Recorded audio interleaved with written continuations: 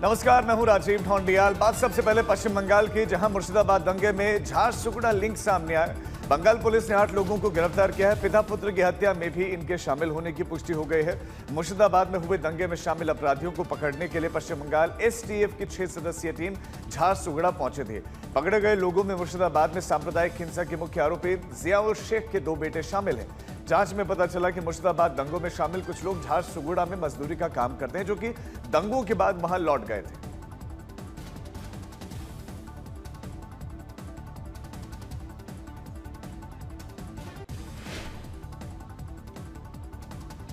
कर्नाटक के पूर्व पुलिस महानिदेशक ओम प्रकाश की हत्या के मामले में कई सनसनीखेज खुलासे होने और पुलिस ने डीजीपी की पत्नी को गिरफ्तार कर लिया है। सूत्रों के मुताबिक पत्नी ने हत्या की जिम्मेदारी ली है। बेटी पर भी हत्या के इस वारदात में शामिल होने का आरोप लगा है। पूर्व डीजीपी के बेटे ने खुद मां और बहन के खिलाफ पिता की हत्या का आरोप लगाते हुए एफआईआर दर्ज करवाई है। नए खुलासे में पता चला कि जिस वक्त चाकू घोंपकर हत्या की गई, तब वो डिनर टेबल पर बैठे थे। तभी उनकी पत्नी पल्लवी ने कथित तौर पर बहस शुरू कर दी और अचानक उन पर चाकू से हमला कर दिया और डिनर टेबल के पास में खाने की प्लेट पड़ी हुई थी और ओम प्रकाश डाइनिंग हॉल में ही खून से लथपथ पड़े थे। क्राइम सीन की तस्वीरों में भी संघर्ष के निशान मिले हैं। शुरुआती जांच में पता चला कि ओम प्रकाश को छाती, पेट और हाथ में चाकू घोंपा गया था और उनके शरीर पर 8 से 10 घाव थे। पेट के हिस्से में 4 से 5 घाव थे, जिससे बहुत ज्यादा खून बह गया और उनकी मौत हो गई। इसी बीच में पल्लवी का एक व्हाट्सएप उनका मैसेज सामने आया है।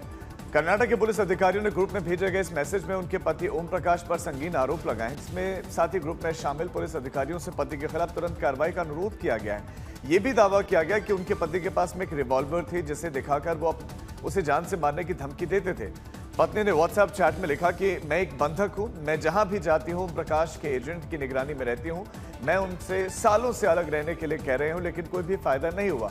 मैं जहां भी जाती हूं खाना पीना उसमें जहर मिलाकर दिया जाता है। घरेलू नौकरों को जहर देने के लिए कहा जाता है।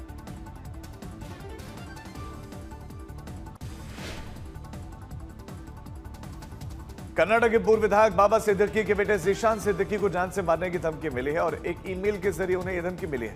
देर रात सूचना मिलने के बाद सुरक्षा के मद्देनजर जीशान को बांद्रा स्थित आवास पर मुंबई पुलिस पहुंची। पहले बाबा सिद्दीकी की मुंबई में ही बेटे के दफ्तर के बाहर हमलावरों ने गोली मारकर हत्या कर दी थी। 12 अक्टूबर 2024 को बांद्रा ईस्ट में 3 हमलावरों ने बाबा सिद्दीकी को गोली मारी थी और अब उनके बेटे को धमकी मिली है। बेंगलुरु में एयरफोर्स विंग कमांडर के साथ हुए एक रोडरेज की घटना ने नया मोड़ ले लिया और अधिकारी ने पहले आरोप लगाया था कि उनके साथ सड़क पर मारपीट होती है और पत्नी के साथ गाली गलौज की गई, लेकिन सीसीटीवी वीडियो में विंग कमांडर ही शख्स को मारते पीटते नजर आ रहे हैं।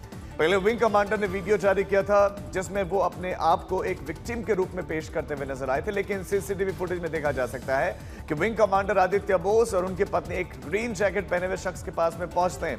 वीडियो से ऐसा लगता है कि विंग कमांडर ने पहले सामने वाले शख्स के साथ मारपीट शुरू की और साथ में उनकी पत्नी भी नजर आ रही है। तमिलनाडु राज्यपाल केस और वक्फ केस पर सुप्रीम कोर्ट के फैसले के बाद से बीजेपी सांसद निशिकांत दुबे ने न्यायपालिका और सीजेआई पर तीखे हमले किए और इससे नाराज वकीलों ने अवमानना की कार्रवाई की मांग की है। सुप्रीम कोर्ट ने कहा कि अवमानना के केस दर्ज करने के लिए उनकी इजाजत की जरूरत नहीं है, लेकिन अटॉर्नी जनरल की मंजूरी लेनी होगी और इसके बाद याचिकाकर्ताओं ने पत्र लिखकर अटॉर्नी जनरल से दुबे के खिलाफ आपराधिक अवमानना की इजाजत मांगी है। बीजेपी सांसद निशिकांत दुबे ने सुप्रीम कोर्ट पर एक बयान देकर राजनीतिक हलकों में हलचल पैदा की। उन्होंने सुप्रीम कोर्ट पर संसद के कानून बनाने की शक्ति को कमजोर करने और अपनी संवैधानिक सीमा से बाहर जाने का आरोप लगाया था। जम्मू कश्मीर के रामबन जिले में भारी बारिश और ओलावृष्टि के बाद भयंकर भूस्खलन ने सब कुछ तबाह किया है। लोगों ने जो घर वर्षों में बनाए थे वो भी रही की रात में मलबे में दफन हो गए। तमाम रोड बंद है, मलबा हटाने का काम लगातार जारी है। स्कूल कॉलेज बंद रखने के निर्देश हैं। रामबन के साथ साथ किश्तवाड़ से लेकर डोडा तक भारी बारिश के चलते जम्मू कश्मीर का हाल बेहाल है। जगह जगह पत्थरों से पहाड़ पटे पड़े हैं। सैलाब से पूरी सड़कें बंद है, मलबा जहां तहां है और वहीं पर दफन है। उनमें बादल फटा और उसके बाद जम्मू के रामबन के अंदर किस तरीके की पूरी त्रासदी हुई है, आप तस्वीरें आपको खूब बयां करेगी कि अभी भी राहत कार्य जो है वो जारी है। जेसीबी मशीन्स, बड़ी हैवी मशीन्स जो हैं उनको डिप्लॉय कर रखा है और मलबे को निकालने का काम अभी भी 48 घंटे के बाद जारी है। एक बार आपको ऊपर से भी तस्वीर दिखाने की कोशिश करेंगे कि अब देखिए कि किस तरीके की पूरी ये त्रासदी, इस तबाही का मंजर कैसा है कि पूरे होटल तक अंदर तक जो बता रहे हैं कि ग्राउंड फ्लोर पूरा भर चुका है और इसके नीचे ये ग्राउंड फ्लोर था, इसके नीचे बेसमेंट थी जहां गाड़ियां पार्क थी और 2 फ्लोर तक, सेकंड फ्लोर तक पानी ऊपर आ गया, मलबा भर गया, जिसको अब निकालने का काम जारी है।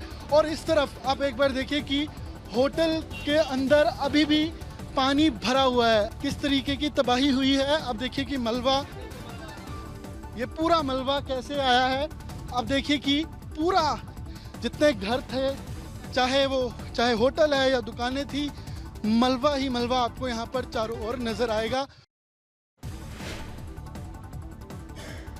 अमेरिकी उपराष्ट्रपति जेडी वेंस 4 दिनों के भारत के दौरे पर हैं और सोमवार को उनकी मुलाकात प्रधानमंत्री मोदी से हुई। परिवार के साथ पीएम आवास पर जेडी वेंस का शानदार स्वागत किया गया। पीएम मोदी ने डिनर पर उनकी मेजबानी की। इस मुलाकात में कई अहम मुद्दों पर चर्चा हुई। दोनों ने भारत अमेरिका के बीच में द्विपक्षीय संबंधों की प्रगति की समीक्षा की। ऊर्जा, रक्षा, सामरिक तकनीक और अन्य क्षेत्रों में आपसी सहयोग बढ़ाने के लिए निरंतर चल रहे प्रयत्नों पर भी दोनों ने चर्चा की। आपसी हित के क्षेत्रीय एवं वैश्विक विषयों पर वेंस ने कहा कि संवाद और कूटनीति ही आज के युग में आगे बढ़ने का सर्वोत्तम तरीका। और जेडी वेंस ने पीएम मोदी से मुलाकात को यादगार बताया। तो ये उन्होंने ट्वीट भी किया कि बहुत गर्मजोशी के साथ स्वागत किया गया और मैं भारत के लोगों के साथ हमारी मित्रता और सहयोग को मजबूत करने के लिए राष्ट्रपति डोनाल्ड ट्रंप के नेतृत्व में काम करने के लिए काफी उत्सुक हूं।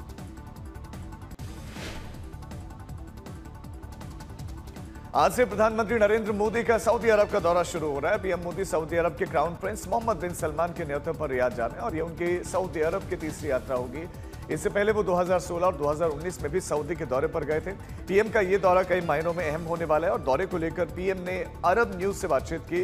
इस दौरान पीएम ने कहा कि सऊदी अरब के एक मूल्यवान साझेदारों में से सऊदी अरब एक है। सऊदी अरब से द्विपक्षीय संबंधों में तेजी से विस्तार हुआ है। साथ ही पीएम ने कहा कि वैश्विक चुनौतियों के बीच दोनों देशों के बीच व्यापार आगे बढ़ा है। जानकारी के मुताबिक क्राउन प्रिंस सलमान के साथ बातचीत के दौरान आज पीएम मोदी दो पक्षों के बीच में समझौतों पर हस्ताक्षर भी कर सकते हैं। इसमें एक ग्रीन हाइड्रोजन मामला शामिल है। इजरायल हमास के बीच में चल रहे विवाद के बीच में यूक्रेन के मसले पर भी बातचीत हो सकती है।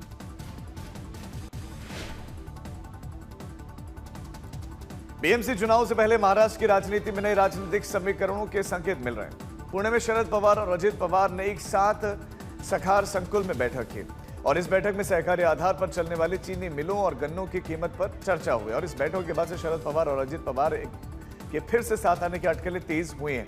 पिछले 3 हफ्ते के बीच में चाचा भतीजा एक साथ 3 बार एक ही मंच पर दिखे और एक बार फिर से पुणे के साखर संकुल में सार्वजनिक बैठक के बाद अजित पवार और शरद पवार में एक निजी मुलाकात हुई जो कि लगभग 15 से 20 मिनट तक चली। साखरपुड्याचा कार्यक्रम असला तर परिवार म्हणून एकत्र येतात। ही महाराष्ट्रीय संस्कृती परंपरा आहे, ही वर्षानुवर्ष चालत आलेली आहे। त्याच्यात बाकीच्यांनी फार काही चर्चा करण्याचं कारण नाही, तो पवार परिवाराचा अंतर्गत प्रश्न आहे। राहुल गांधी ने अमेरिका के बोस्टन में महाराष्ट्र चुनावों की खामियां गिनाई तो बीजेपी आग बबूला हो गई। बीजेपी का कहना है कि विदेशी धरती पर इस तरह के बयान ईडी की कार्रवाई पर राहुल गांधी की हताशा का नतीजा है। बीजेपी ने राहुल गांधी को देशद्रोही तक कह डाला। राहुल गांधी, आपसे नहीं हो पाएगा हिंदुस्तान में राजनीति तो जाकर के किसी और देश से चुनाव लड़िए, मगर जिस थाली में खाते हैं अगर उस थाली में आप छेद करेंगे तो आप देशद्रोही कहलाएंगे। विदेश में जाकर अपने देश के प्रति, अपने देश के संविधान ने जो संस्थाएं तैयार की है उनके प्रति इस प्रकार से झूठ बोलने का प्रयास करते हैं, झूठ फैलाने का प्रयास करते हैं, भारतीय लोकतंत्र को बदनाम करने का प्रयास करते हैं। जयपुर में पति के सामने बदमाशों ने पत्नी का अपहरण कर लिया और बोलेरो में आए बदमाश घर के अंदर घुसे और पत्नी को घसीटते हुए गाड़ी में डालकर ले गए। पति के साथ भी मारपीट की गई। वारदात का सीसीटीवी फुटेज सामने है। मामला जयपुर के पावटा इलाके का है। पति ने अपहरण का आरोप ससुराल वालों पर ही लगाया। पुलिस में शिकायत भी दी गई है और कहा गया है कि कुछ दिन पहले ही दोनों ने प्रेम विवाह किया था, लेकिन घर वाले इस शादी से नाराज थे। दोनों ही पावटा में किराए पर रह रहे थे।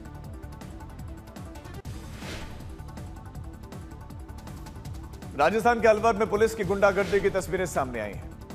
भिवाड़ी थाने के 3 पुलिसकर्मी फूलबाग इलाके में स्थित एक ढाबे पर पहुंचे थे और खाना खाने के बाद पैसे मांगने पर इन लोगों ने ढाबा मालिक को बुरी तरह से पीट डाला। और थाने से 2 और पुलिसकर्मियों को उसके बाद मौके पर बुलाया गया। आरोप है कि मारपीट का वीडियो बनाने वाले रिश्तेदार को भी थाने में बंद कर दिया गया। मारपीट भी की गई। वीडियो सामने आने के बाद साल अधिकारी एक्शन में आए। 5 पुलिसकर्मियों को सस्पेंड कर दिया गया है। Nainital bank server hacker 16 crore रुपए उड़ाने वाले 4 बदमाशों को नोएडा पुलिस ने गिरफ्तार किया। इनमें से एक विदेशी नागरिक शामिल है। इनके कब्जे से 50,000 रुपए नकद, 8 बैंकों की चेकबुक, 7 मोबाइल फोन, 20 लाख रुपए की ड्रग्स बरामद किए गए। पकड़े गए लोगों में शावेज नाम का एक आरोपी ऐसे लोगों के खातों की जानकारी जुटाता था जहां पर ठगी का पैसा ट्रांसफर किया जा सके। पोप फ्रांसिस के निधन पर भारत में 3 दिनों के राजकीय शोक का ऐलान किया गया और सरकारी भवनों पर 3 दिनों तक तिरंगा झुका रहेगा। दुनिया के प्रतिष्ठित धार्मिक नेता पोप फ्रांसिस 88 वर्ष के थे। उनका कल निधन हो गया और प्रधानमंत्री मोदी ने पोप फ्रांसिस के निधन पर गहरा दुख व्यक्त किया और उन्हें करुणा और आध्यात्मिक साहस के प्रतीक के रूप में याद किया। पोप फ्रांसिस 1300 साल में पहले गैर यूरोपीय थे जिन्हें पोप चुना गया था। बता दें कि पोप ने समलैंगिक व्यक्तियों के चर्च आने, सेम सेक्स कपल्स को आशीर्वाद देने, पुनर्विवाह को धार्मिक मंजूरी देने जैसे बड़े फैसले लिए। उन्होंने चर्चों में बच्चों के यौन शोषण पर माफी भी मांगी।